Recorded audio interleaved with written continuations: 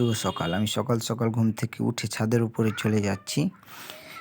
ছাদের উপরে যাচ্ছি কেন, যে আমাকে দাঁতল ভাঙতে হবে। তার জন্য ছাদের উপরে অনেক জল, বৃষ্টি হয়েছে রাত্রে এবং এখনও হচ্ছে বৃষ্টি, কিন্তু মৌসুমটা অনেক খারাপ, কি বলবো।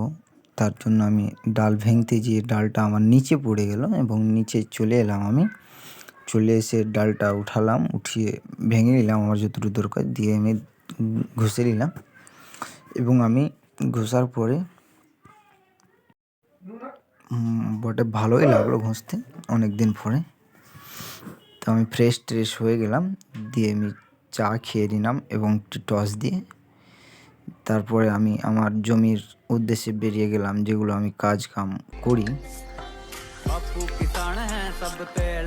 তো আমি আমার জমিতে এসে গেছি। এইগুলো আমার জমি, ধান কাটানো হয়ে গেছে এবং পাইটগুলো বসে আছে। তো আমি দেখাচ্ছি তোমাদের, পিছনে আমার পাইটগুলো আছে, এগুলো আমাদের কাজ করে কাকা মামাগুলো। তো আজকে দুপুর 2টা 3টা বেজে গেলো সকাল থেকে নিয়ে। তো ধানগুলো নিয়ে যাওয়া হবে এখন, এগুলো সব নিয়ে যাওয়া হবে যেগুলো আছে। তো তোমরা অবশ্যই আমাকে সাপোর্ট করো। আমি এই মিনি